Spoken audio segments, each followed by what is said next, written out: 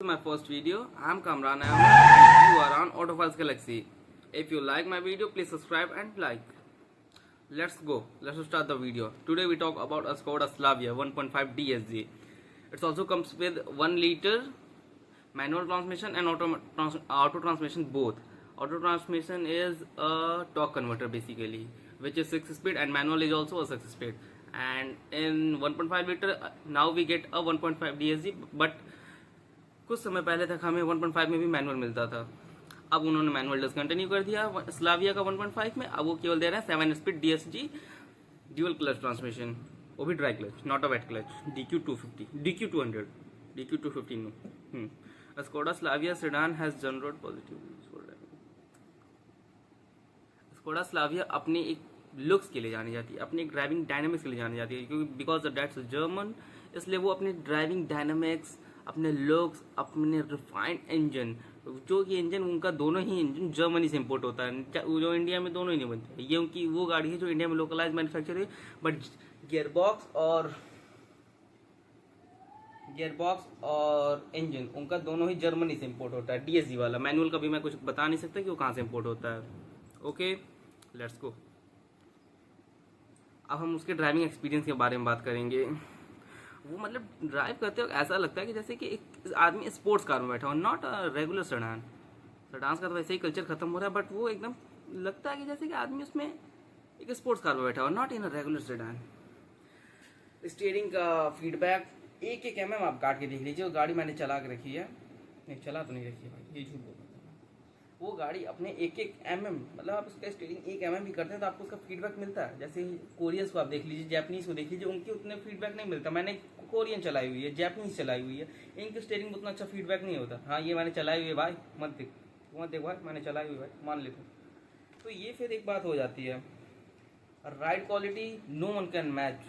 Koreans भी नहीं match कर सकते, जापानीज भी मैच, जापानीज तो कभी मैच ही नहीं कर सकते। जर्मन्स की राइड क्वालिटी, ड्राइविंग एक्सपीरियंस कोई मैच नहीं कर सकता। और ये गाड़ी उन्हीं को समझ में आती है जो ड्राइविंग को पसंद करते हैं, ना कि जिन्हें बैठना है भाई। उन्हें तो होंडा सिटी दे दो, चाहे डिजायर दे दो, वो भी ठीक लगेगी। जिनको चलाना है उनके लिए स्कोडा स्लाविया है। फर्स्ट थिंग आई क्लियर कि जिनको चलाना है उनके लिए स्कोडा स्लाविया। जिनको बैठना उठना पसंद है, you should go with Honda city. IVTEC, I think that's come with a petrol 1.5 liter IVTEC naturally aspirated engine, which produces 121 bhp, and it's also come with a hybrid variant EHEV, which is denoted by EHEV. Looks and design, exterior looks perfect. Looks एक subjective topic है जो आपको पसंद भी आ सकता है, मुझे नहीं पसंद हो सकता, मुझे पसंद हो सकता है, आपको नहीं पसंद हो सकता, ये आपके ऊपर है। Interiors are good. It comes with a black and red theme, and that black and red comes with in a Monte Carlo edition, not in regular Slavia. Regular Slavia comes with a beige and black finish dual tone में, और Monte Carlo में कहीं कहीं आपको red stitches ज़्यादा जगह दिख जाएगी। और मोंटे कार्लो का एक्सटीरियर मतलब कि जितने क्रोम पार्ट्स होते हैं नॉर्मल में, वो सारे मोंटे कार्लो में ब्लैक कर दिए जाते हैं। कंफर्ट एंड स्पेस, कंफर्ट तो अच्छा है भाई गाड़ी में, गाड़ी का कंफर्ट नो डाउट बहुत ही अच्छा है, काफ़ी सोफिस्टिकेटेड कार है। सीट्स आर, फ्रंट सीट्स तो आपको वेंटिलेटेड मिल जाती हैं, रियर में मिलती नहीं। 5 हेडरेस्ट मिलते हैं जो कि 5 ही एडजस्टेबल है। कंफर्ट एंड कन्वीनियंस के लोगों की कोई दिक्कत नहीं है। चार्जिंग पोर्ट आपको हर सीट के पास में मिल जाता है। रियर AC वेंट्स हैं आपके पास, पीछे पार्शियल ट्रे। आप अगर बूट बढ़ाना चाहें तो आप पीछे वाली सीट को 60-40 के फॉर्म में स्प्लिट करके आप अपनी बूट स्पेस बढ़ा सकते हैं। उसकी फिर भी उसकी बूट इतनी बड़ी है, 521 लीटर की बड़ी, इतनी बड़ी है, 521 लीटर की है। Cabin space is comfortable and 5 people can sit easily in this car, easily, क्योंकि गाड़ी की विड्थ काफ़ी अच्छी, क्योंकि वो होंडा सिटी से भी थोड़ी ज़्यादा वाइडर है। ओके,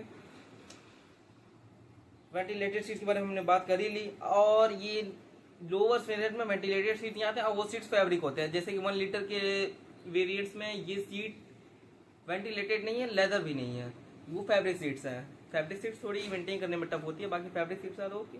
बेस वेरिएंट्स में जिनको बेस वेरिएंट चाहिए, but I also prefer a top variant, not a base variant. Okay, features and technology, इसके अंदर 25.4 सेंटीमीटर का एक इंफोटेनमेंट सिस्टम है। Skoda play apps, wireless smart link, Apple CarPlay and Android. इसमें Skoda का inbuilt navigation नहीं आता है, नहीं आता है।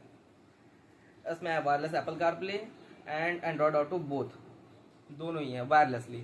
वायरलेस चार्जर भी है गाड़ी के अंदर, एंड सारे चार्ज इसमें जितने भी चार्जिंग पोर्ट्स हैं सब के सब USB टाइप सी है, कोई भी USB A टाइप नहीं है, टाइप सी ही सारे हैं। ओके 8 स्पीकर्स के हाई परफॉर्मेंस सब वूफर आते हैं, एक सब वूफर है 8 स्पीकर प्लस सब वूफर है, उसके सब वूफर उसकी बूट में उसके स्पेयर व्हील के पास है, जो कि आप गाड़ी में बैठेंगे आपको फील होगा कि हाँ इसकी audio quality is the best, not in class reading तो नहीं हो सकता लेकिन बेस्ट है, आपको बेस्ट एक्सपीरियंस दे सकता है। अदर आप एकदम वो नहीं है, प्रोफेशनल म्यूजिक ही चाहिए आपको, अदर देन कुछ नहीं, नॉर्मल आदमी के लिए बेस्ट है। स्टिल इज नॉट गेमएक्स बहुत ज़्यादा नहीं है गाड़ी के अंदर, जो जरूरत के फीचर है सारे हैं। गेमएक्स का मतलब कि ये डाल दिए वो डाल दिए, ये फीचर्स वो फीचर्स, जो फीचर्स आदमी कभी यूज़ ही नहीं करता। अब हम कोई फीचर ले रहे हैं जिसका यूज़ तो कभी कोई करता नहीं है लेकिन है चाहिए सबको। मेमोरी फंक्शन, एक गाड़ी आदमी अपनी खुद ही चलाता है लेकिन मेमोरी फंक्शन उतना यूज़ में नहीं आता, लेकिन लोगों को चाहिए मेमोरी फंक्शन, क्यों चाहिए पता नहीं, लेकिन चाहिए। फीचर है तो चाहिए भाई, फीचर है तो चाहिए, नहीं है फिर भी चाहिए, करोल बाग से मत कराना बस। Other notable feature include multi, उसका स्टीयरिंग टेलीस्कोपिक है, हाइट एंड रीच के लिए दोनों की तरह से एडजस्ट किया जा सकता है, और आगे की दोनों सीट्स इलेक्ट्रिकली एडजस्टेबल हैं, 6 वे इलेक्ट्रिकली एडजस्टेबल। सेफ्टी को लेकर कोई कॉम्प्रोमाइज नहीं किया, everybody knows a build quality of Skoda, it's score a 5 star safety rating in adult and child both. 1 liter engine offers a 114 bhp with 178 Nm of torque, and 1.5 liter produces 147.51 bhp with 250 Newton meter of torque। वो gear box 250 newton meter torque ही झेल सकता है, उससे ज़्यादा झेलाओगे वो gear box उड़ जाएगा। ये बात आपको ध्यान रखनी है, क्योंकि पास में काफ़ी सारी दिक्कतें आई हैं DSG को लेके कि उन्होंने डीजल्स में गियर बॉक्स डाल दिया और वो गियर बॉक्स उड़ने लगे क्योंकि उनके टॉर्क ज़्यादा थे। वो गियर बॉक्स 250 न्यूटन मीटर ज़्यादा झेल ही नहीं सकता, उसके ऊपर जहाँ हो जाएगा वो उड़ जाएगा। ऐसा नहीं कि वो गाड़ी ख़राब है, उसका गियर बॉक्स में प्रॉब्लम है, तो उन्होंने इस गियर बॉक्स को 250 न्यूटन मीटर पर लॉक किया हुआ है। आप उसको ना छेड़ के बढ़ाने की कोशिश ना करें, आइदर गियर बॉक्स उड़ेगा, ये कंपनी की जिम्मेदारी नहीं होगी। फ्यूल एफिशिएंसी आपको हाईवे पे मिल जाएगी 20 किलोमीटर की, 1.5 में 1.0 का नहीं पता लेकिन 1.5 को बता रहा हूँ, 1.0 का भी देख के बता रहा हूँ, ठीक। और इसमें मिलता है एक्टिव सिलेंडर टेक्नोलॉजी। ये आपकी गाड़ी जब आप 80, 90, 110 की स्पीड पे क्रूज कर रहे होते हो तो इसमें 2 सिलेंडर ऑफ हो जाते हैं, वो चल रहे होते हैं लेकिन कंबशन बंद कर देते हैं। इस वजह से गाड़ी पेट्रोल कम पीती है, तो आपका थोड़ा सा माइलेज इंप्रूव हो जाता है, लेकिन गाड़ी में रिफाइनमेंट जैसे आप हार्ड एक्सीलरेटर करेंगे फिर वो अपने 4 सिलेंडर मोड में आ जाएगी। ओके, और हाईवे पे आपको 20-21 तक का दे सकती है अगर आपकी ड्राइविंग के ऊपर है।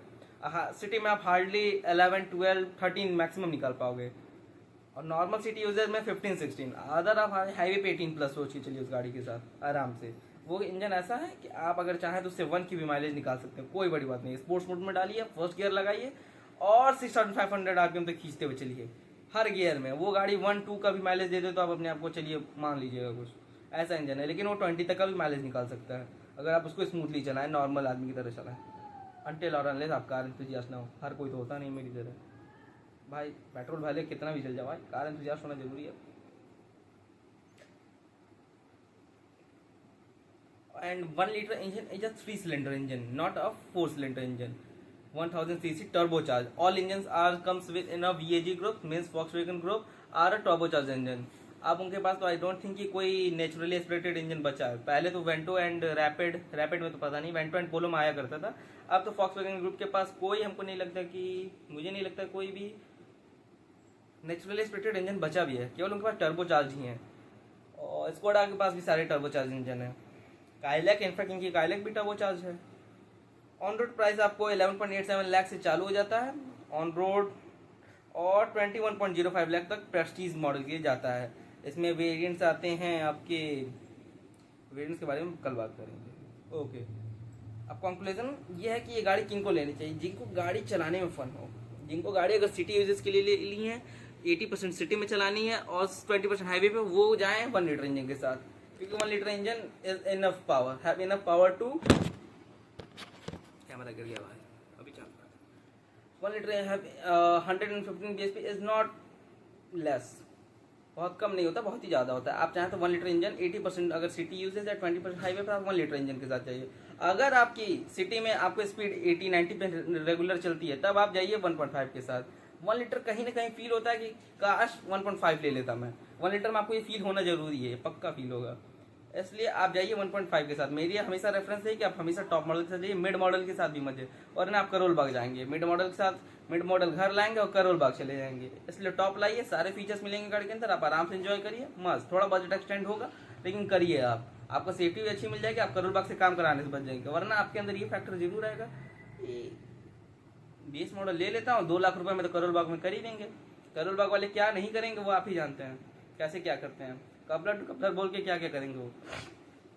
सो आपको तो 1.5 ही कंसीडर करनी चाहिए। मैनुअल तो अभी बंद कर दी उन्होंने फिलहाल कुछ टाइम के लिए, आई थिंक फिर वो चालू करेंगे। लेकिन ऑटोमेटिक इज माई प्रेफरेंस, मुझे लेनी हो तो मैं ऑटोमेटिक लूँगा। ओके, आप उसकी स्टोरेज स्पेसेस की तो कमी नहीं है, उसमें काफ़ी अच्छा खासा कूल्ड ग्लव बॉक्स, आर्मरेस्ट के नीचे जगह है, बॉटल होल्डर्स में 1 लीटर की बॉटल बैठ जाती है, और तो कुछ बचा नहीं। 18 इंच इसके व्हील हैं, 205/55/R16 16 इंच के पहिए हैं उसमें। बहुत ही बढ़िया गाड़ी है। डायमंड कट अलॉयज के साथ भी आते हैं, ऑल कंप्लीट ब्लैक अलॉयज के साथ भी आते हैं इन Monte Carlo edition and sports line edition. You can check out this. अगर आप Hyundai वरना आप एक देख रहे हैं कि एक सेडान चाहिए आपको, ग्राउंड क्लियरेंस उसकी सबसे बड़ी यूएसपी है, 179 mm क्लास रीडिंग है। इतनी तो आपको आई थिंक कुशाक और टाइगोन में भी इतनी ही मिलती है। So you should consider that. आपको उस गड्ढे कहीं भी इजिली टच नहीं होने वाली, अनलेस और अनटिल आप ब्रेकर की जगह दीवार चढ़ाने लगे, तब तो टच होनी है भाई। समझा भाई? तू क्या देख रहा है, तू लेगा क्या? नहीं ना, फॉरवर्ड कर भाई, तू ले सकता है, फॉरवर्ड कर। सो आपको स्लाविया कंसिडर करनी चाहिए ओवरऑल Hyundai, वरना होंडा सिटी की आप अगर देख रहे हैं तो आप एक बार स्लाविया और वर्टूस को भी देख के आइए। वर्टूस इसलिए मैं नहीं बोल रहा हूँ क्योंकि वर्टूस की अभी सर्विस सेंटर काफ़ी कम है इंडिया में, 165 के आसपास में है। लेकिन स्कोडा का नेटवर्क थोड़ा बेटर है एज कम्पेयर टू फॉक्सवैगन, इसलिए मैं स्कोडा स्लाविया को बात किया। आने वाली वीडियो में हम जरूर कभी ना कभी फॉक्सवैगन वर्टस के बारे में बात करेंगे। Let's end. चल भाई, तू भी देख रहा है तो फॉरवर्ड कर ही दे, कहीं तेरा भी भविष्य खुल जाए, ले ले तू।